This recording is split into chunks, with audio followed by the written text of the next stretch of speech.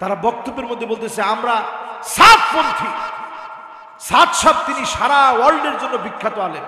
আমি তার নামই শুনি না আগে কোনোদিন, মিশর পরাকালীন সময় তার নামই শুনি না। বিশ্বাস করেন, সে ওয়ার্ল্ডের কোনো বিখ্যাত তো দূরে থাক, ওয়ার্ল্ডের যদি একের পরিষ্কার ভাবে আজকে জেনে রাখেন, আমি সারা ওয়ার্ল্ডের বহু দেশ ঘুরছি।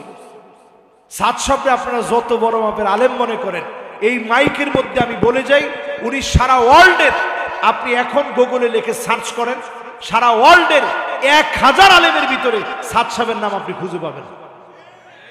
আপনি তারে ওয়ার্ল্ডের বড় আলেম মনে করে ফেলছেন। একজন আলেমের জন্য আপনি মাদ্রাসার একটা তালিবুল ইলমকে পিটায় রক্তাক্ত করে ফেলতেছেন, অনেকগুলো মানুষকে শহীদ করে ফেলতেছেন। আল্লাহর আদালতে জবাব দেওয়া লাগবে। আমরা বুঝি সব বলি না, যদিও আমাদের দেশে বিডিআর বিদ্রোহের ব্যাপারে নতুন করে তদন্তের কথা যখন এসেছে, আমার সেনা, আমার 57 জন অফিসারকে নির্মমভাবে যারা শহীদ করেছে, তাদের ব্যাপারে যখন নতুন করে তদন্তের সিদ্ধান্ত হচ্ছে, এইগুলাকে সবগুলাকে ধামা চাপা দেওয়ার জন্য নতুন করে সাতপন্থীদেরকে লেলায় দিয়ে নতুন একটা চক্রান্ত সৃষ্টি করে আজকে রক্তাক্ত করে মুসলমানদের বিরোধিতা করতেছে। ঠিক কিনা বলে? যারা গায়ে হাত তুলতেছে আপনি নিশ্চিতভাবে জেনে রাখেন, এদের পরিষ্কার পরিচয়, এরা খুনি। এরা কি কথা কয় না? এরা কি? আপনি যদি আলেমের গায়ে হাত দেন, আপনি খুনির পরিচয় বহনকারী।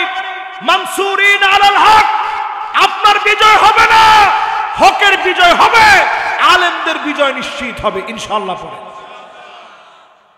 এজন্য আমি সবাইকে বলি, মারামারি কাটাকাটি আল্লাহর রাস্তায় বন্ধ করেন। এখন আর মারামারি কাটাকাটির অবস্থা নাই। সারা দুনিয়ার ভিতরে এখন এগুলা নিয়ে ভাবার সময় নেই। সারা দুনিয়ার ভিতরে এখন ভাবনা চিন্তা হচ্ছে কেমনে এই দুনিয়ার ভিতরে আবার ইসলামকে ইস্টাবলিশ করা যায়, কোরআনের বিধান, ইনসাফ ভিত্তিক সমাজ কায়েম কিভাবে করা যায়, এটা নিয়ে এখন চিন্তা করেন। এখন আর ওইগুলা নিয়ে চিন্তা করার সময় নেই। ঠিক কিনা বলে?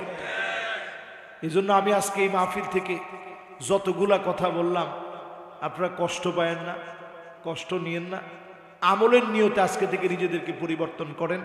আল্লাহ রাব্বুল আলামিন আমাদের সবাইকে আল্লাহ তাআলা কবুল মঞ্জুর করুক, পড়েন আমিন।